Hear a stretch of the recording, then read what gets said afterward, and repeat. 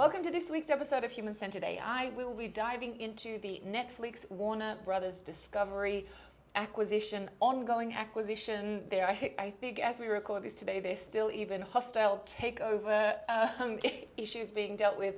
However, we'll leave that. The credit card needs to. It still needs to pass. Exactly. Needs to pass. Exactly. On that note, obviously, if you dive a little bit deeper into the Warner Brothers story, the finance game behind it is really quite complex. We're not going to be touching too much on the finances today. We're going to be leading with our human-centered AI approach, which is what we always do. So welcome. Let's dive into the show. Adele, we have seen some pretty big numbers on our screens this week. Something like $83 billion, 12 trillion yen, for Netflix acquisition of Warner Brothers Discovery. This is some pretty interesting stuff. And of course, the financial numbers are huge, but let's consider the data numbers or the data sets that they're acquiring. Every data set where Batman is there, every data set of Harry Potter, every series, every Warner Brothers Looney Tunes cartoon that is out there, that represents generations of people, decision making, that represents animation, aspiration, laughs, families around the couch. I remember waking up very early in the morning before going to school and watching Looney Tunes. Did your parents let you watch TV before you went to school? There were other times. It was for me to wake up, right? Having breakfast and watching some TV, right, in the kitchen. But that side is also interesting because, of course, money is a representation of value, right? So they're not just buying money. Right, and I think this is perhaps even the point to double down on. Certainly, if we're talking about pure AI, and as we hear lately, there's a lot of conversations being led with AI. AI is the answer to everything.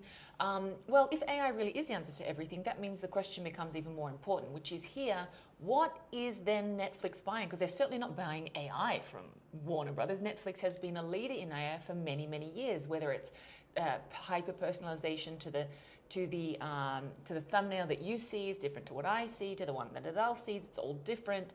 So Netflix has been doing this for a very long time, which means they're buying something different. And I think this is the super interesting point, which is the human-centered side. So, if you think about Netflix being a true leader in when it comes to original series, there's your lid, original series, super fast production, cheaper production, all the rest of it. But in terms of a series that you watch again and again and again, the series that you want to share with your children, the series that you will fly across the world to go to, whether it's a Disneyland or a Harry Potter or to New Zealand to see Lord of the Rings or whatever it is, Netflix doesn't really have those kind of series. So I think this is super interesting that even an AI-first company like Netflix, a data-first company like Netflix, is still saying, hang on a second, there's still a lot of, and as you very well mentioned, Adele, there's still a lot of value and also certainly financial value in these human stories. Yeah, AI, we like also to demystify AI. Yes. Because for a lot of people, AI is the answer for everything. It's like magic dust. Yep. Then AI happens and magically something gets solved. But it requires a lot of effort. It requires a lot of alignment, a lot of data, a lot of information back and forward, even different roles, different talent, skill set of people. I think an interesting part is on one side you have Netflix, which is of course a very AI or technology-driven company, not only AI. There's data transmission, data streaming, buffering, or the orchestration. So each one of us have, let's say, the show that we want at the snap of our fingers. On the other hand, you have let's say, a legacy entertainment company like Warner Brothers, which legacy doesn't mean wrong, which means it's a different format where the movie is static, right. Format where the characters are there static, predictable, where there's data untapped. Where once that you record, that thing has to stay. Once that you have a cartoon, that story has to stay until a big team of people comes around, do hands-on, puts hands-on to work, and then create, let's say, a different version. Right. And viewers have very, very emotional responses to that static story. I remember, when was the finale of Game of Thrones? I think it was 2018 or 19, somewhere around there. And that people were, you know, everyone's like, did you see the final? And some people loved it, some people hated it. But that, you know, ending is as it is. So I think this is an interesting moment that we can then maybe explore what might be possible. And even if we think about, let's kind of frame with our episode, I think it was 007, where we spoke about spatial intelligence with Dr. Fei-Fei Li and the work that she's doing with her World Labs. So let's dive into maybe some possibilities that we see on the forefront. Yes, for let's say, starting from the cinematic world, from the entertainment world, from the streaming world. Now the possibilities exist regardless of the Warner Brothers acquisitions, right? The funny part right now is that now you're acquiring, let's say, a Batman character. As we mentioned, it's the acquisition of some untapped value. What does that mean when we talk about the work of Dr. Fei-Fei Li with Marvel?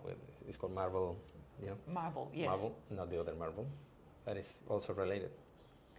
Imagine that in the future, in a closer future, you don't need to watch the movie.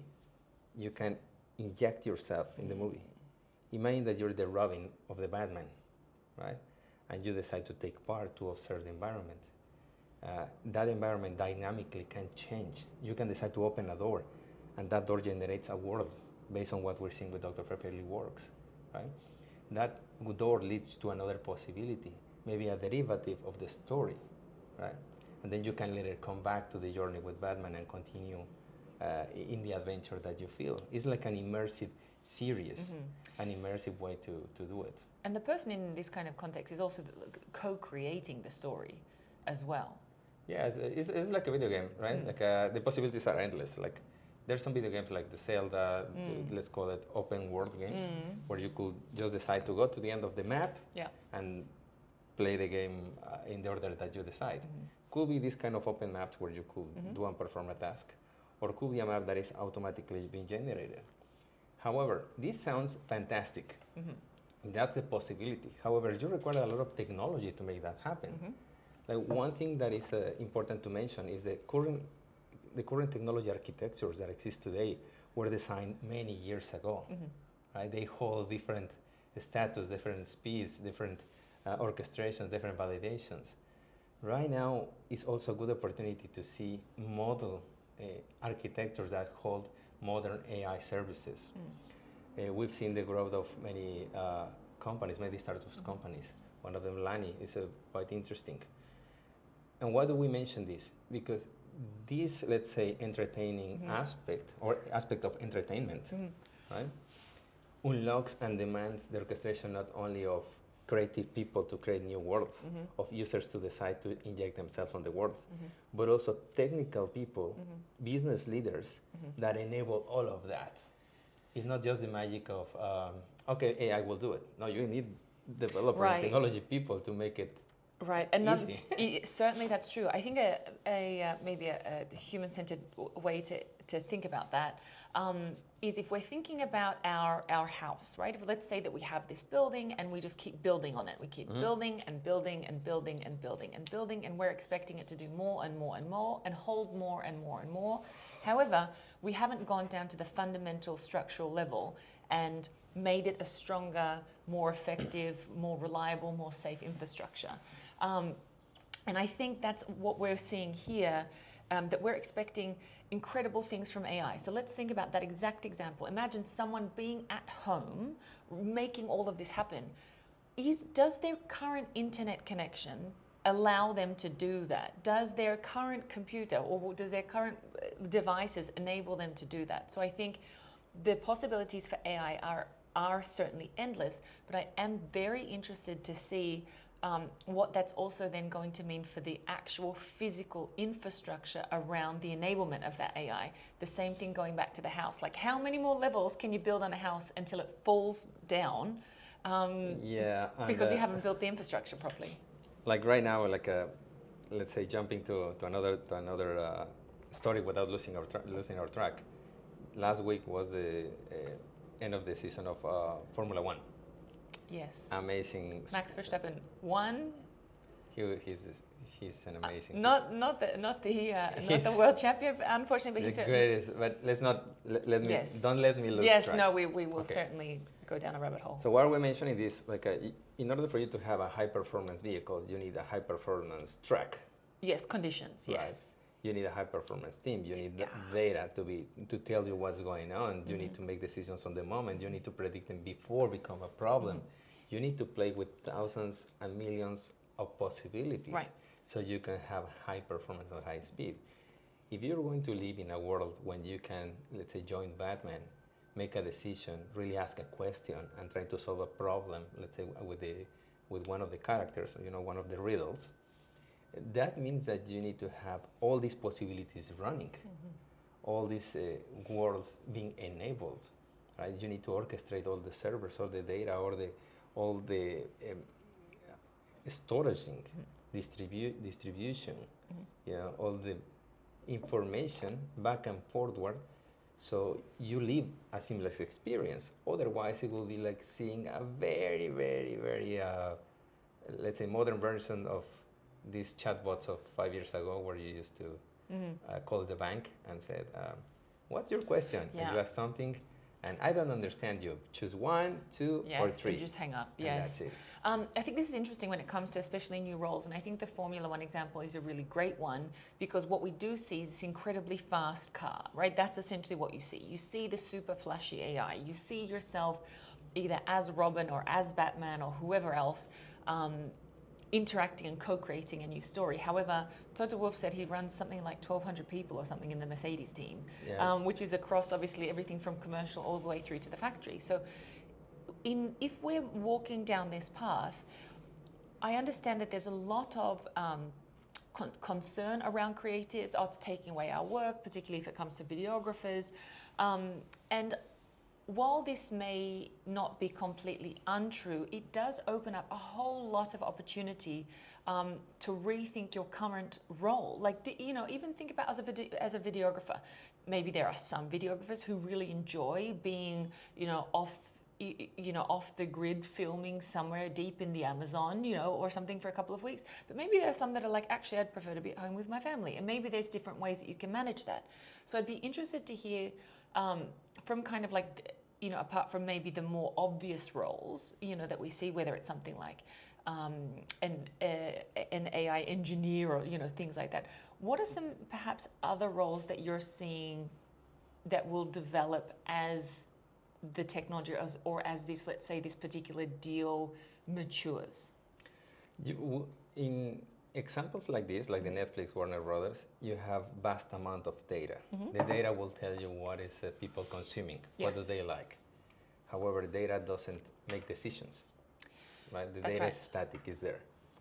It's a person who decides, how am I going to use this data in order to produce something? What you're having is the possibility to create something that before seemed like a difficult decision. Right. Why are you not creating 5 versions of this shot of this world? Because it's expensive. Why you don't have a machine doing something? Because it's easier to have a person. It's faster to have a person doing it. So right now, you're enabled with the possibility of create alternative situations. Imagine if you work in a logistic company. What will it mean for me to know how can I orchestrate all my suppliers, all my vendors, so we could have the best, let's say, channel distribution without having these bottlenecks? What does it mean for medicine, for healthcare, when I can have not just a generalized version of a medicine, of a drug, but a hyper-personalized version for me that acts depending of what I ate on my on Sunday or on the weekend, or if I'm an athletic person or I'm a young adult. Like your family context as well. I think this is really interesting because we've seen this also happen with Disney, that, kind of people, the culture of people were saying things like, I want to see more representation of XYZ, whether it's, for example, Disney recognizing that there was a very strong Mexican viewing population, so they created Coco, for example. And I think, just to close this loop, I think this is interesting because in this moment, you don't need to wait for someone above in the upper echelons of an organization to say your needs are valid. You can just say, my family looks like this, and I want my child to view a movie that looks like this and that's in line with our family values, without having to get big Hollywood to buy into it. And representation is an interesting thing, and that takes me to the roles that we will see more taking, let's say, a protagonist role. One of them is the ethicist. Right. Right. In terms of representation, what does it mean to be represented? Does it mean that Superman needs to be like me? In the generation that I grew, nobody thought, I wish Superman looks like me. Everybody thought, I am Superman. Right? I am Goku. I am this, this Saint Seiya character, right? So you see yourself there. Yeah. Or Mine you was want, like, which Spice Girl are you? which game do you want to play? Of course, there's a continuous conversation, a continuous analysis to make sure that we're not, to the people is being heard, right? To the people who are consuming this. Do they care? Do they not care? Is it important? Is it relevant? You have the data, you have the information, you have the IP, you have the morality, the ethics to make it happen. So that will be an interesting role that we will see, let's say, taking a more protagonist role, as I mentioned. Interesting, and I think this is not even something that we have to look too far in the future. So I think, for example, the same way that now we have test drivers or safety drivers, or safety testers, things like that. When it comes to automobiles or cars, I think that's something that also grew as the technology matured. We didn't create the car and said, let's immediately then also have some like kind of safety rails. Although when it is coming to AI, I know AI as a technology has been around for many decades, but in terms of gross population usage, that's certainly something that's still very new. And I think that the safety conversation, the ethics conversation, I think is, as much as there maybe are some areas where you wish it would be a little bit more at the forefront, but I think it is the word AI and cybersecurity, or AI and ethics, do go hand in hand for many of the conversations that I'm hearing. Yeah, like many things. Like when you, there are many things that sometimes people don't, let's say, recognize. Yeah. As an engineer, when you're building a door, yes, and you decide to lock the door, at the same time, you're thinking about how to unlock it. Right. It's difficult to go, I'm going to invent a lock for my door, and nobody thought about creating the unlock function, right? How do I escape from this? Yeah. And that happens at different levels, either it's AI or not AI. And as we mentioned, AI has been around us for many, many years. Right. Every time you open your map, there's AI. Every time you choose a song, there's AI. I've heard the other day, I saw a post of a young fella. He took a picture and he said, this picture doesn't contain AI. And of course we were laughing or debating a little bit about it, because the algorithm of the camera has AI. The social media that you use to has post the AI. photo has AI. Yeah. All the filtering has AI. Maybe not the large language model, which is now the most popular one, right? Which is one form of AI, but not the only form. But we have all the spectrum of AI running around us, making sure that our microphone works and cancel the noises around all this area. So I think in terms of AI, the combinations will become also more easy to, or more tangible. Yeah. Well, let's walk down the path of just because we can doesn't mean we should. So talking about AI ethics and safety, imagine that we are having these worlds where, whether it's, let's say it's even children, right? So that you can, for example, let's say whether it's, a 3-year-old who loves something like Paw Patrol, and they can become they can become Marshall and enter Marshall and then go and see the world.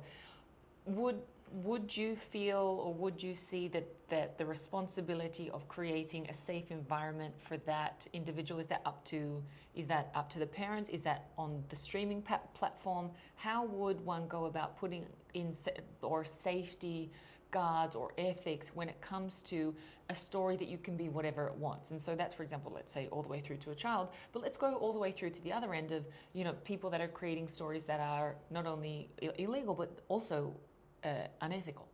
Yeah, I think it's really a shared. It's a little bit of common sense that doesn't seem to be that common in these days, but it's a shared decision. I think it's a shared decision to say, okay, it's a very late at night, very sketchy neighborhood, to say I should be safe here, but maybe to say It's like my right to be safe. Yeah. That is your right to be safe doesn't mean that you're be That safe. you're gonna be safe. Like the fact that you don't eat meat doesn't mean that the bull won't harm you, right? So there are things that has to be like in combination. Yep. There are some elements here, like in a playground, like the street outside is open for you to explore, for you to take your children, for you to go as an adult, right? For you to explore where to put your feet into, right?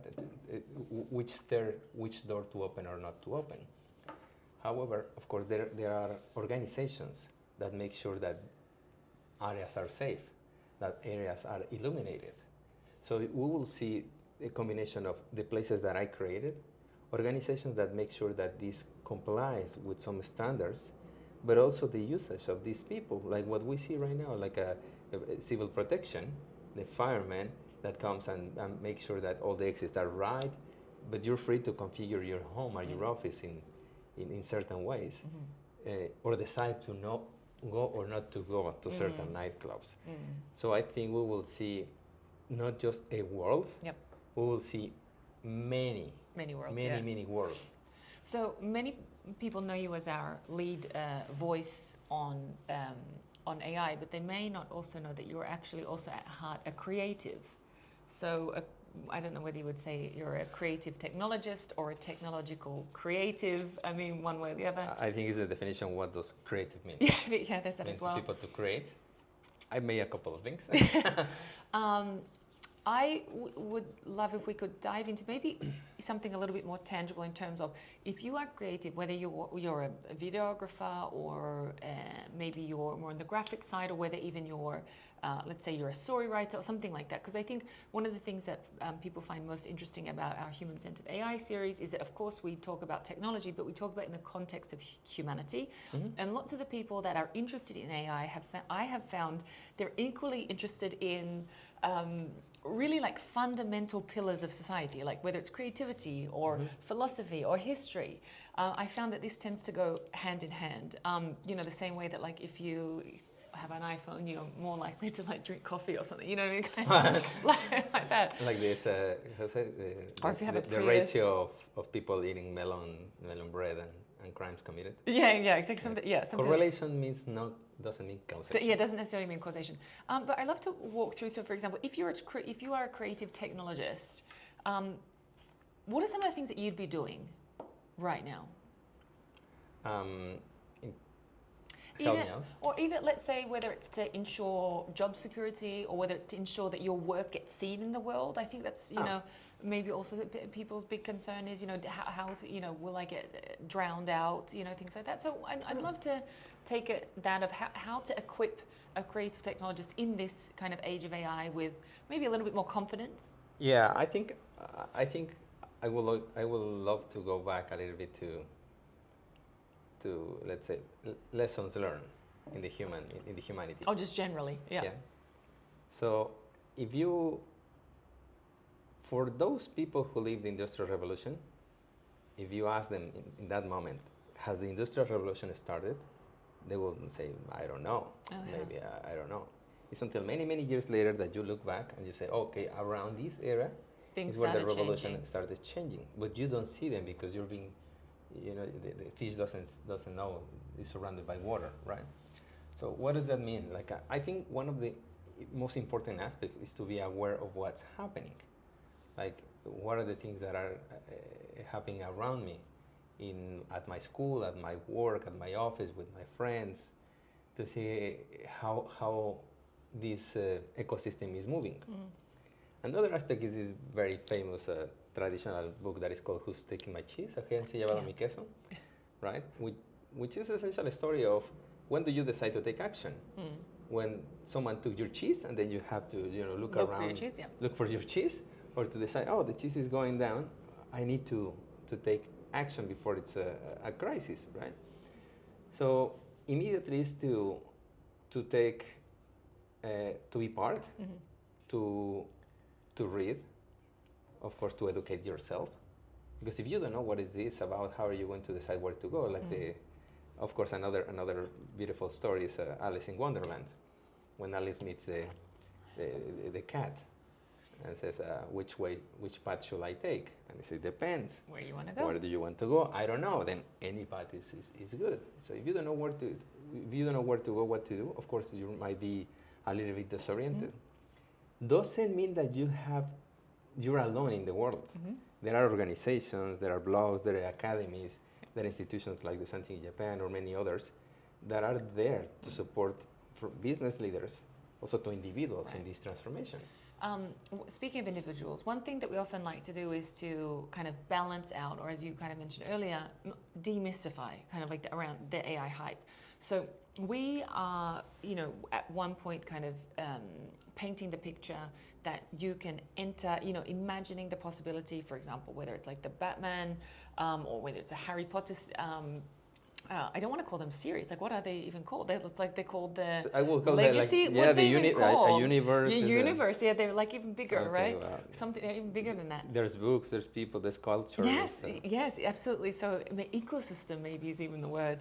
So we're thinking about that you're able to get in and make experience and co-create that new world and find stories, and maybe you can maybe at one stage like Batman gets married and has a baby. I mean, and there's all these different things that you could then see, right? What happened with Marvel, the multiverse. Yeah, so the multiverse. Right. But the multiverse was kind of, I think that multiverse is really interesting, because another question we always have is, how would you do this without AI, right? That's another question we always ask people. How do you do this without AI? And I think that's exactly how.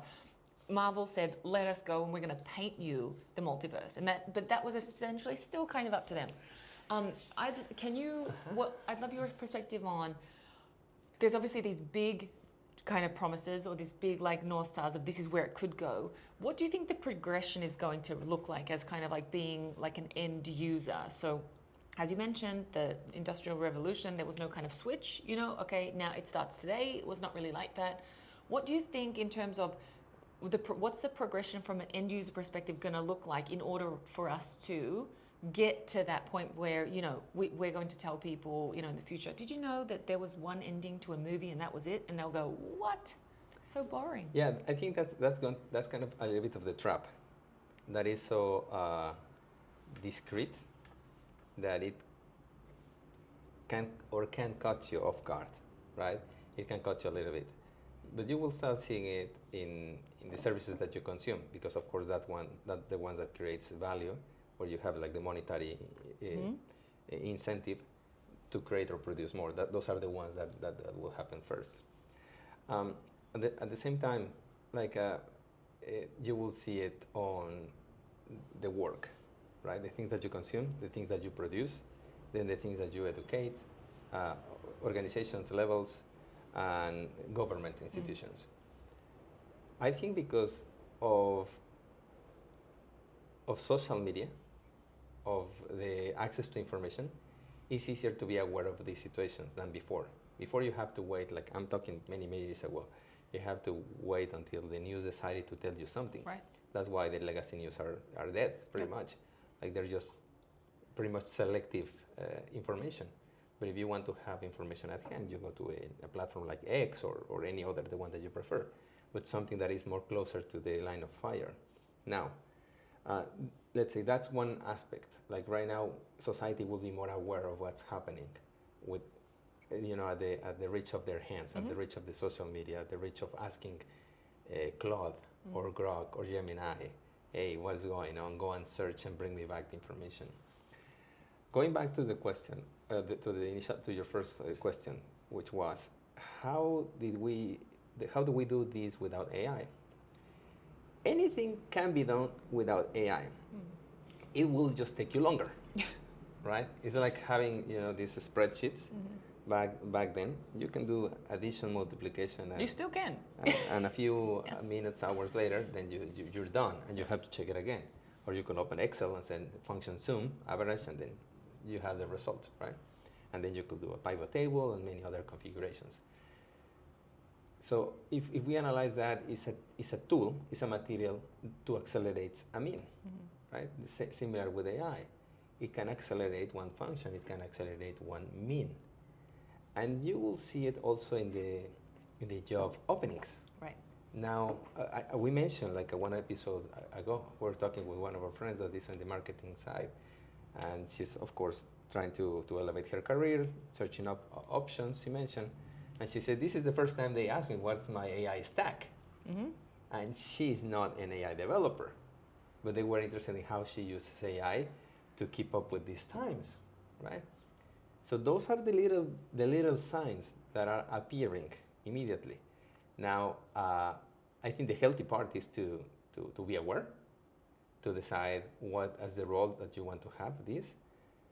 The thing that is not that good is to say it's not for me, and let the revolution go through you. Right? You want to be part of this game, of this show. And I think this is interesting in terms of like the roles that we are setting up. So for example, something like if we're thinking about data personalization, right? Yeah. This is something that we've talked about as a term, but we can actually make this into a role. This can be a person, right? Whether it's data personalization or whether it's, we talk about the algorithm, often you'll hear people talking about the algorithm as like this organic kind of thing that, no one kind of really knows. But I think that there's opportunities, obviously, leading a human-centered AI company, to put a human leading that AI. The algorithm doesn't have to be this kind of, thing that no one, black box technology. We can have people thinking purposefully, ethically, and very also thoughtfully and intentionally about how we're developing technology. So I'm really looking forward to not only the developments of the technology as such, and if we think about what that might mean for even business potentials, how, if you, for example, had if there's a particular movie filmed here in Tokyo, could you, for example, have your particular restaurant, or your particular whatever it is, or let's say you're a fashion designer, can you have your clothes, in that in that particular series? I think there's a lot of interesting things there, but I'm also very interested to see who are the people that are going to, or what are the kind of the right roles for us to develop and then train for as well. So the algorithm is also like a big word, right? Because an algorithm is a set of steps, right? And of course, the narrower the algorithm, the more certainty you have. The more broader the algorithm, the more complex is to know the output. There are algorithms that are like black boxes. Something goes in, you don't know what's going on, but you see the results. Yeah. It's difficult to know. But there are others that we know for sure. Like when you're getting a recommendation, people know. When your algorithm in your social media is filtering information, people know. Because even, for example, like with Google, it'll even have, for example, in very gray text, so you can, like sponsored, for example, as well. So there's also, it's not only happening, but we've also set up, rails, I guess, in order for people to identify that. Yes, and in terms of these algorithms, is also like the set of steps that we will take where we're going to route things. Yeah. Like traffic controllers, air traffic controllers. Where are we going to route your product, your packages, if you were using like DHL or any of these parcel services? How are we going to route the information for you to have the output that we want you to consume? That connects with several activities. The people who create those algorithms, the people who personalize the technology architect so your information can go through that, the people who do the pre-production or post-production, connecting to of course the ethicist, because everything sounds perfect in the hyper-personalization until you get an ad for something that you wanted to keep for yourself. How does this algorithm knows that I like this thing, or that I'm suffering from this, or that I have to, I cannot pay my car, or something like that, right? So where does it move from? Because if the algorithm knows that you cannot pay your car, there are possibilities. We find a way for you to cut, let's say, costs that you didn't know, or we do something, right? Like, or we expose you to offer you a loan. Yep. There was an event that happened this week also with a user in the healthcare. He was really in very bad health condition. I'm not offering this as health advice, but he decided to use Grok to show all his medical records or his Blood work information, and things blood like that. work, everything. And Grok helped him to identify something, and he took this to the doctors, and they discovered something that they haven't seen. Something a little bit was the doctors were not allowed to use that AI. Okay. But this person, in his own free will, But he decided can, to yes, try yes, and said, look at this. So they yes. have a hint. So where does the ethical part comes? Where does it place? How do we set ourselves in the freedom to choose, right? Who says you're not allowed to analyze your medical records? Right, I think this is interesting because there's this kind of constant swing between AI is going to make everybody dumb and no one's ever going to have any thought ever again. And then there's the other side, which is what is more passive than sitting on your couch watching a movie? I mean, just, somewhat, you actually don't have any agency in what's going. It's simply just, observing. I think this is also going to highlight something interesting as well, which is perhaps neither is true. Perhaps, there's always kind of something in the middle, and perhaps it's the fact that we're in Japan and we're always looking for balance. We're always looking for that third way. But I don't really see either as being particularly true. I think that the people will be even more creative. They'll be even, I can, really see how people will be able to develop even more interesting storylines for themselves if they're in the story and they're together co-creating with these characters. I think that could be really interesting. And I know we're speaking about today just in the context of the Warner Brothers acquisition, and we're talking about hyper-personalization and then you being able to write your own story. But essentially, isn't this life? Isn't life writing your own story? Whether it's, for example, you mentioned about healthcare. Yes, Netflix is able to provide us with hyper-personalized thumbnails, but as you mentioned with healthcare, we haven't been able to do that yet for like aspirin, or we haven't been able to do that yet for any kind of medicine. You have to go to the doctor. They say, basically, this is probably how much you might need. But in terms of understanding, deeply my DNA, my weight, my height, and being able to give me the exact prescription, we're certainly not there yet. So I think it's interesting to keep in mind, or it's worthwhile to keep in mind that while we are talking about these hyper-personalizations and these new roles, and these changes, we are talking about it today in terms of the Warner Brothers acquisition. But I think this is really the beginning of many other paths that we'll be able to take. And one, you mentioned something about that we're going to be more dumb or more creative. We can take a person, or we can take two persons and offer them the same tool, and the results might vary, right? The way they see things. Even watching a movie, we said you could watch a movie in a very passive way, but you could watch a movie and imagine things, and then you get hyper scared because you feel like the witch will come out from the TV because you're having a vivid imagination, right? And you can create these worlds. Going back to the past, because I love past to explain the future. Imagine the world where Da Vinci lived. Leonardo was imagining this world of possibilities, of machines that move, machines that fly, of the physics, the mechanics of the body. And many of his works weren't finished because he declared, or some of the notes that are in his bio were I don't have the means to complete it the way I want it. Yes. And there's one, it's La Reunión de los Magos, I don't know how to say it in English, but there's this beautiful painting that is pretty much sketched. And he didn't finish it because he didn't know the techniques, right? Now imagine that you could offer him, hey, what about if I give you this tool? What could he have created with the right tools? Right, and the hyper-dependence on the Medici family as well. I mean... It's a beautiful story that where the lesson is the things that you can do, and now the things that you can do if you're rightly equipped. Yep. Right? I think that's a possibility, the positive possibility for us. Of course, we like to see the good side. Yeah.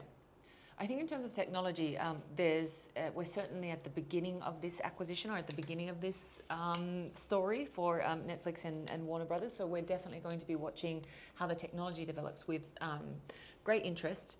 But I think, it's really interesting to even go back to how we kind of kicked off this episode, which was if AI was all we needed, Netflix wouldn't have made this incredible investment, right? So I think that highlights our deep belief that human-centered AI, and AI really is nothing without the humans that are either defining it or the humans that are either using it or the problems that it's solving.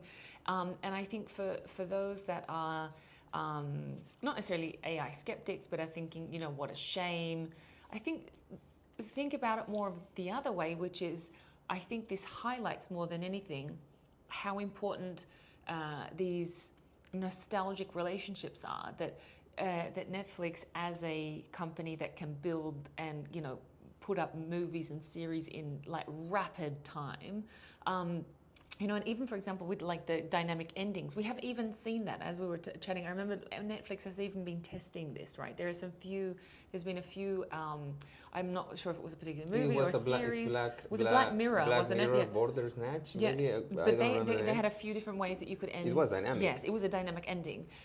So they're already kind of practicing it, but we're actually looking at a technology-first company that's saying, hang on a second, yes, we can do all these things with AI, but let's not forget that there is incredible power in relationship and storytelling, and that kind of moment that, as you said, that you're kind of eating your breakfast and getting ready to school, getting ready to go to school, and that's not something that Netflix has. So I think that that's really interesting, and the technology that we will be seeing and how this relationship develops, I think the success will really be hinged on the human-centered design and the human-centered side of how, where, and really how well that they leverage the AI in this kind of context. What's your take there? AI is, as we've mentioned many times, AI can be an enabler, is a tool, is a solution, is a machine, is a decision-making activity, is a co-creator, is an inventor. For those who say that AI cannot come with anything original, they should review the latest Nobel Prize, which was pretty much made with DeepMind. What I mean by all the possibilities is, what do you want to achieve with your AI? What is exactly what do you imagine that you can create? Right now, AI is offering you a world of possibilities. And it's just a little bit of let's say, the early moments of this boom, right? So I think right now we will see more interesting things with words, with users, with interactions, but also we'll see the possibility to look outside, to look outside the digital world, and to go to live events, to enjoy, the sunshine, right? And maybe we could talk about that in another episode. Certainly, I think that's certainly then to think about, if we have anything available to us really at the flick of a switch, or just for us to be able to say so. I think then it really comes to, okay, what's going to make something memorable? If I have endless possibilities, how does something become memorable? How does something become meaningful? And I think this comes back down to, we say a couple of things around AI here at DTJ. One, obviously, is like garbage in, garbage out, which is like, if we think about the craftsmanship and the emotion surrounding some of the stories, whether it's the Harry Potter universe or DC, whichever else, there are people that have tattoos of these characters, and there are people that have, call their children after some characters. I mean, this makes a deep impact in people's lives. So I think, this is certainly looking at, well, if you have this kind of input or this kind of data is going in, well, imagine just what can come out. And I think that brings me to the second thing that we often say about AI, which is AI is a multiplier, not an addition. It can't add something necessarily if it's not already there. I know there may be circumstances where that's not, where you could look at it from another way, but just generally AI multiplies rather than adds. And I think this is a really great example of multiplying the legacy, the creativity, the memories that people have, rather than taking them away and creating something really different. I'm bringing all those characters, all that data, all that ecosystem to the modern world. to the modern era. So if you, for those who work in an industry who are like business leaders, imagine all the products and services that are there, static. Yep. You're not being part of, you're not being modernized, digitalized, flexibilized, integrated or accelerated by AI.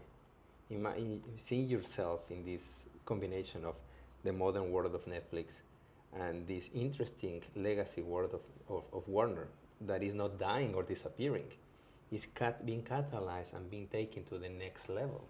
I think that's a very interesting lesson there. All right, everyone. Thank you for joining us for this episode of Human-Centered AI and when walking through the Netflix Warner Brothers acquisition. As you know, we are here to walk you through the human-centered side of AI. You're here because you care about creativity, you care about the history, you care about where we're going, and our job is to walk you through that together, hand in hand, in the backdrop that is AI. Yes, things change, but at the same time, know that together, we can walk the path and make sense of it together. Thank you very much. See you next week. Thanks, everyone.